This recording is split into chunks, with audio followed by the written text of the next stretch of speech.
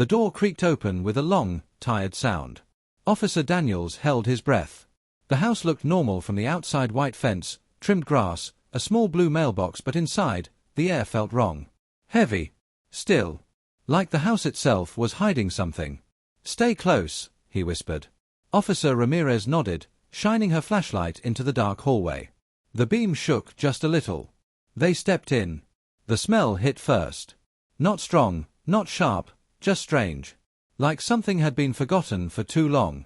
Daniels moved toward the living room. Everything was neat. Couch pillows lined up. A TV remote placed perfectly in the center of the table. Family photos smiled from the walls: happy faces, birthdays, holidays. "Looks empty," Ramirez said softly. Then, a sound. A faint tap, tap, tap. Both officers froze. It was coming from deeper inside the house. Daniels turned slowly toward the hallway. "Did you hear that?" he asked. Ramirez didn't answer. She already had her gun raised. The tapping came again. Tap, tap, tap. Not random. Not noise. It was a pattern. Like someone was trying to say something. Daniels stepped forward. 1 step. 2 steps. The hallway seemed longer than it should be. The tapping got louder. Tap, tap, tap. Then, silence. Daniels reached the last door at the end of the hall. He grabbed the handle. Paused. Then slowly turned it. The door opened. And what they saw inside made Ramirez scream. But before anyone could understand what was in that room, everything went dark.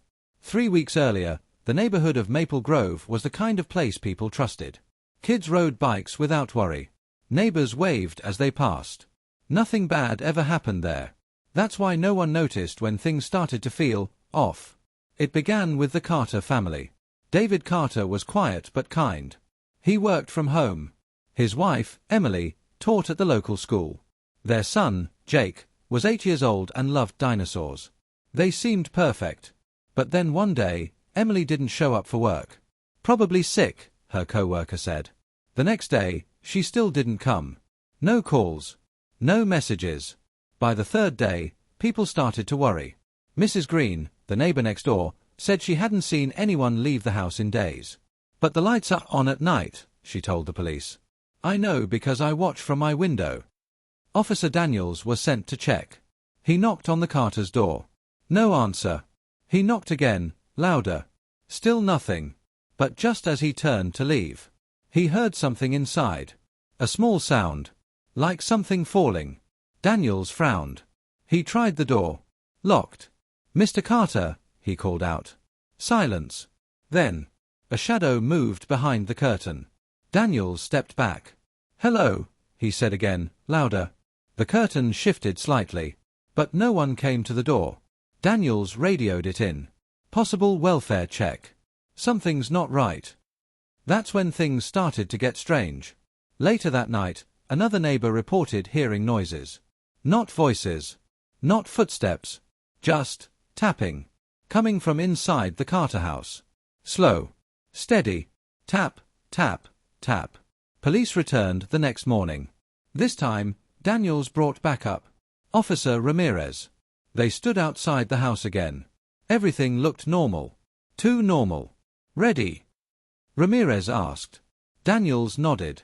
He knocked one last time. Nothing. He reached for the handle. Unlocked. He looked at Ramirez. "That's new." They exchanged a glance. Then stepped inside. And just as the door closed behind them, from somewhere deep inside the house, the tapping started again. Only this time, it was faster. Louder. And it wasn't just one sound anymore. It was many. Tap, tap, tap, tap, tap.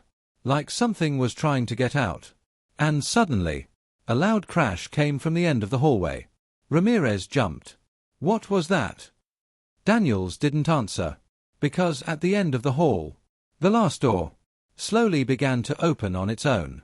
The door at the end of the hallway kept opening, slowly, inch by inch. Officer Ramirez raised her gun.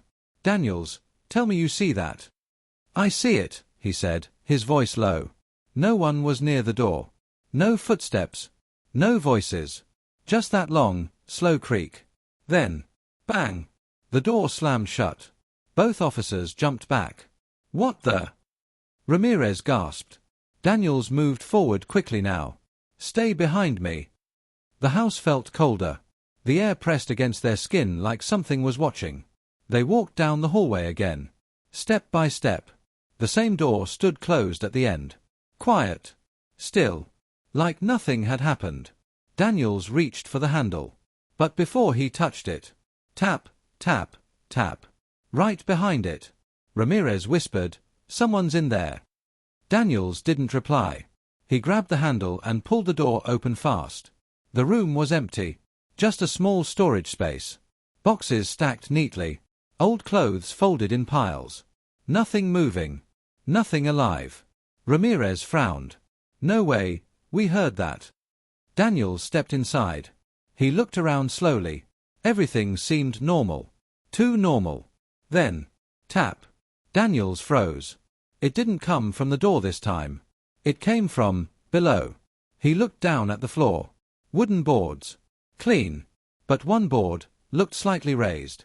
"Ramirez," he said quietly, "look at this." She stepped closer. "You think it's—" Daniels didn't finish. He crouched down and pressed on the board. It shifted.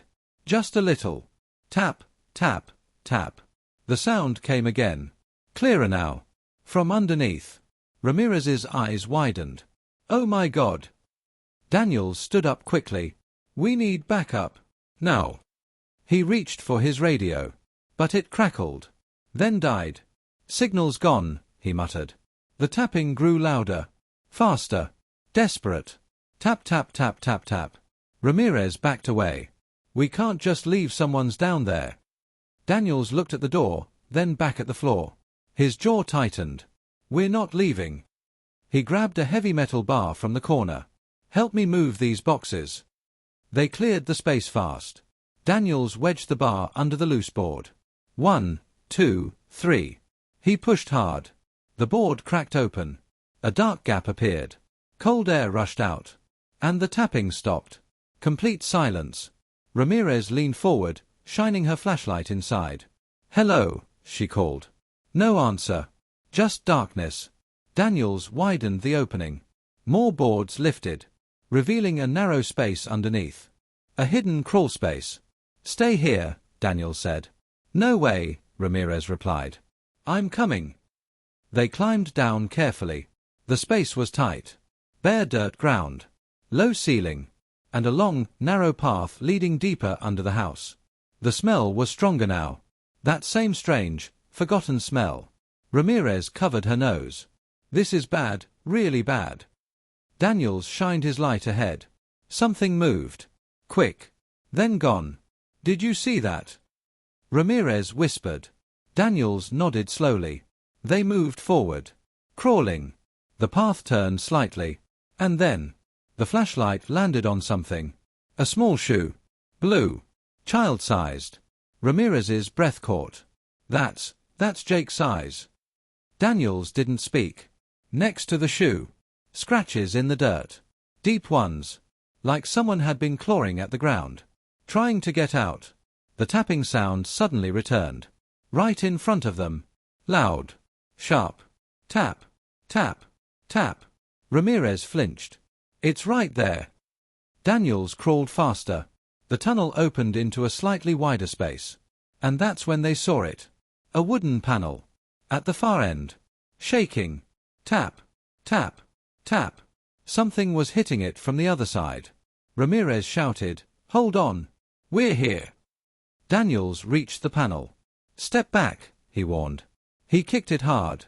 Once. Twice. The panel broke open. And something inside moved toward them fast. A hand shot out of the darkness, grabbing Daniels' arm. Ramirez screamed. Because the hand was small, thin, and covered in dirt. But that wasn't the worst part. The worst part was that the hand didn't feel warm. It felt cold. Too cold. Like it had been down there for a very, very long time. And then, a second hand grabbed Ramirez. Ramirez screamed as the second hand wrapped around her wrist. "Get it off!" she shouted. Daniels pulled back hard, trying to free himself. The small, cold fingers tightened for a moment, then suddenly let go. Both officers scrambled backward, hearts pounding. The tunnel fell silent again. No tapping. No movement. Just their heavy breathing. What was that? Ramirez whispered, her voice shaking. Daniels didn't answer right away. He raised his flashlight slowly and pointed it toward the broken panel. The beam of light shook as it moved across the dark opening.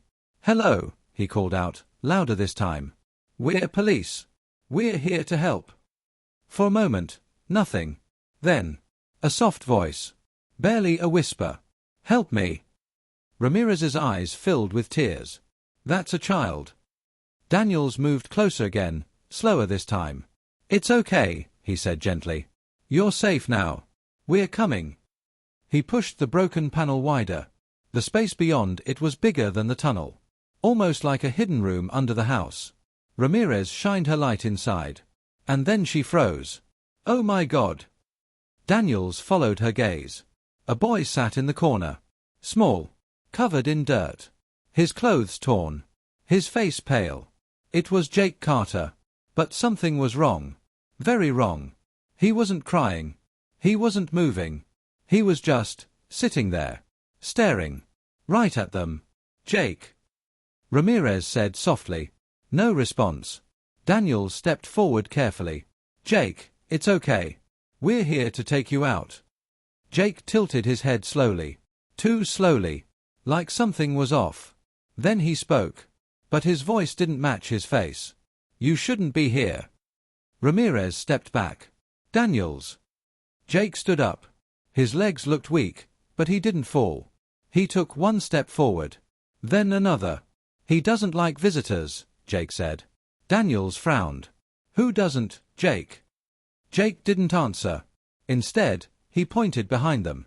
Slowly. Ramirez turned first. Her flashlight shook as she swung it around. The tunnel behind them was no longer empty. Footsteps. Soft. Dragging. Coming closer. Daniels spun around. The beam of light caught a figure in the narrow path. Tall. Still. Standing in the darkness.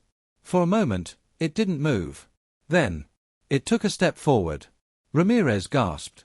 "Is that?" The light revealed a face. Pale. Eyes wide open. Unblinking. It was David Carter. But he didn't look normal. His clothes were dirty. His skin looked gray. And his smile. Too wide. Too still. "Welcome," he said calmly. Daniels stepped in front of Ramirez. Mr. Carter stepped forward slowly. David didn't listen. Instead, he tilted his head the same way Jake had. "You opened the door," he said. Daniels tightened his grip on his weapon. "Where is Emily Carter?" David's smile grew. "She's quiet now." Ramirez whispered, "Daniels, this isn't right." Jake suddenly spoke again. From behind them. "He told me to stay quiet too," the boy said. Daniels looked between the two of them. Something felt wrong. Deeply wrong. "Jake," Daniels said carefully, "come here. Come to me." Jake didn't move. Instead, he stepped closer to David. Standing beside him now. Like he belonged there. Ramirez shook her head. "No, no." David placed a hand on Jake's shoulder. Gentle. But controlling. "They're learning," David said softly. Daniel's voice hardened. "Learning what?" David took another slow step forward. The tunnel felt smaller now. Like it was closing in. "How to be still," he answered. Then, the lights flickered. Just once. But in that split second of darkness, something changed. When the light came back, David was closer. Much closer. Too close. Daniels stumbled back. "How did you?" David's smile was gone now. His face was blank. Cold. "Too late," he said. Suddenly, the ground beneath Ramirez shifted. She screamed as part of the dirt floor collapsed under her. "Daniels!" She fell. Down into darkness. Daniels lunged forward, trying to grab her. But something pulled him back. Hard. He turned. And saw Jake. Holding on to him. With strength that didn't match his small body. "Don't go," Jake whispered. Below them, Ramirez's voice echoed in the dark. "I can't see anything." Daniels struggled. "Let me go." Jake's grip tightened. David stepped closer again. Slow. Calm. Certain. You opened the door, David repeated. And now, you stay. Then, from the hole where Ramirez fell, a new sound began. Not tapping. Not scratching. Something else. Something deeper. A low, slow breathing. Like something alive was waking up down there. And it was getting closer. The sound from the hole grew louder. Slow breathing. In, out. In, out. Daniels felt it in his chest, like the ground itself was alive. Ramirez, he shouted, struggling against Jake's grip. I'm here, her voice echoed from below, shaky and scared. There's something down here with me. Daniels' heart raced. Climb up. Now. I can't see where to. Her voice cut off. Then, a sharp scream. Ramirez. Daniels yelled. He pulled hard, finally breaking free from Jake's grip. The boy stumbled back but didn't fall. Daniels dropped to the edge of the hole and shined his flashlight down. The beam shook as it cut through the darkness. For a second, he saw nothing. Then, movement. Something large shifted below. Too fast to understand. Then the light caught Ramirez. She was pressed against the dirt wall, trying to climb. Help me, she cried. Daniels reached down. Grab my hand. She jumped, stretching her arm up. Their fingers almost touched. But something moved behind her. The light flickered again. Just for a moment. But in that moment, a shape rose from the darkness. Tall. Long. Not fully clear. But wrong. Very wrong. Ramirez froze. Her eyes widened. Daniels, she whispered. Don't look back, he shouted. Just grab my hand. She reached again. And this time, their hands locked. Daniels pulled with all his strength. Come on. The ground crumbled at the edge, dirt falling into the hole. Behind Ramirez, the breathing grew louder. Faster now. Closer.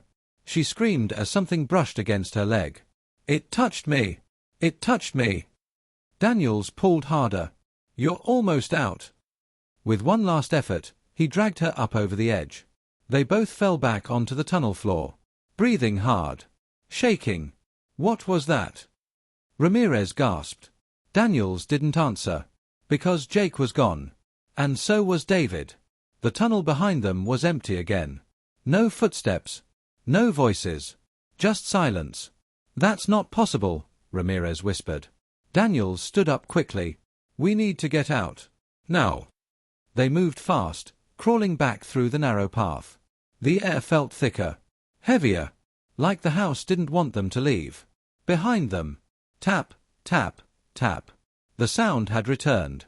But it wasn't coming from one place anymore. It was everywhere. Above them. Beside them. Below them. Like the whole space was alive with it. Move. Daniels urged. They reached the opening where they had climbed down. The broken floorboards above let in a small strip of light. Safety. Almost there. Ramirez climbed first.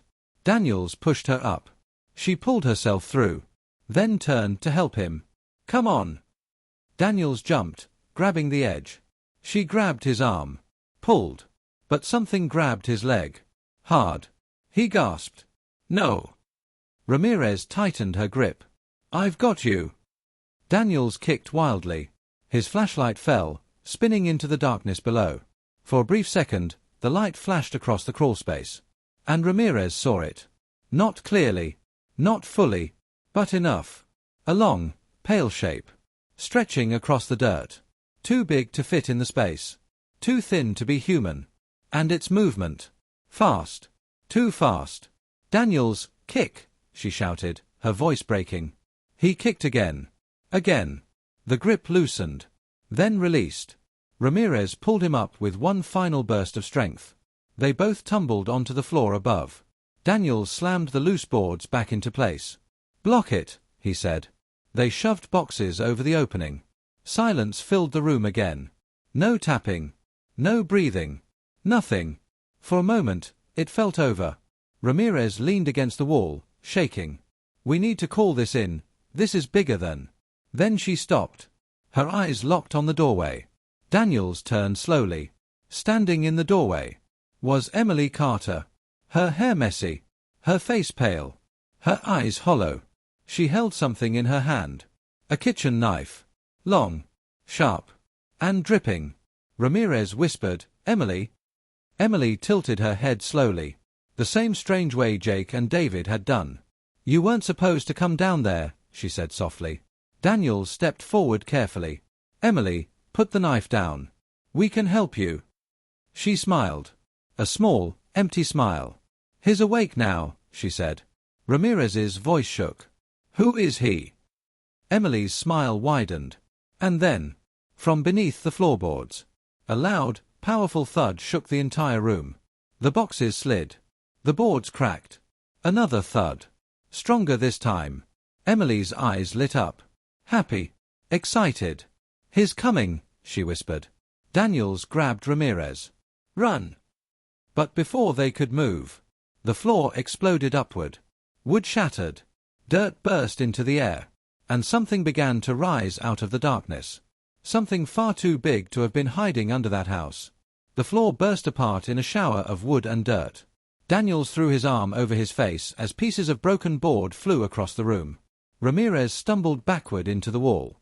Emily Carter stood perfectly still, smiling as the darkness opened beneath her feet. Then the room went silent. No breathing. No tapping. Nothing. Daniels slowly lowered his arm and stared at the hole. At first, he thought nothing had come out. Then he saw it. A hand. A human hand. Thin. Grey. Reaching up from the darkness. Then another. And another. Ramirez covered her mouth. "No." Hands kept reaching out. Small ones. Adult ones. Dozens of them. All pushing upward together. Daniels felt ice crawl through his chest. "This wasn't one person," he whispered. The hidden space under the house had not been hiding one secret. It had been hiding many. Emily laughed softly. "You never listened," she said. "The house was hungry." Daniels snapped his flashlight toward her. "What are you talking about?" Tears filled Emily's eyes, but she kept smiling. "We heard it first when we moved in," she said. "Scratching in the walls. Crying under the floor. David thought someone was trapped." Her voice trembled. But when he opened the crawl space, it spoke to him. Ramirez shook her head. "That's impossible." Emily looked at her. "No," she said quietly. "The impossible was what happened after." Daniels listened as more hands pushed from the hole. Emily's voice became small. It wanted to be fed. Daniels stared at her. "Fed with who?" Emily began to cry. "The people nobody would miss." Ramirez's face turned white. The missing people from nearby towns. The names. The cold cases. The faces no one could explain. All of them had been beneath that quiet little house. Jake stood in the doorway behind Emily now. Silent. Still. His face empty. Daniels looked at him. "Jake." Emily wiped her tears. Jake heard it too. Children always hear it first. Ramirez whispered, "You let this happen." Emily let out a broken laugh. "At first we fought it. Then David changed. Then Jake changed." She looked down into the hole. "And then I was the only one left who remembered what normal felt like." Another hand grabbed the floor. Then another. The room shook. Daniels made a choice. "Ramirez, get Jake." Ramirez moved fast, rushing toward the boy. Jake tried to run, but she caught him and pulled him close. Daniels turned to Emily. "You can stop this." Emily stared at him. "No," she said. "But I can end it." Before Daniels understood, Emily raised the knife. Not at him. At herself. Then she slammed it deep into the old gas pipe running beside the wall. The pipe snapped. A loud hiss filled the room. Gas rushed into the air. Daniels' eyes widened. "Emily, no." She stepped back toward the hole. Tears streamed down her face. "It only lives in the dark," she whispered. "So burn the whole thing." Ramirez shouted, "Daniels, we have to go." The hands were climbing higher now, pulling themselves into the room. Daniels grabbed Emily's arm. "Come with us." She gently pulled away. "I should have opened the door years ago," she said. "Instead, I kept it shut." A spark snapped from a broken wire in the wall. Daniels ran. Ramirez ran. Jake cried as Ramirez carried him down the hallway. Behind them, Emily closed her eyes and smiled one last time. Then, the house exploded. Flames blasted through the windows. Glass shattered into the yard. Neighbors screamed as fire climbed into the night sky. Daniels hit the grass hard outside, covering his head. The heat roared behind him. Ramirez fell beside him, still holding Jake. They turned and watched the Carter house collapse into itself. The white fence burned. The blue mailbox melted. And the dark secret that had hidden under Maple Grove for years disappeared in fire. For a long time, no one spoke. Finally, Ramirez looked at Jake. The boy blinked slowly, then looked at the burning house, and whispered 3 words that made Daniel's blood run cold. "It's still hungry."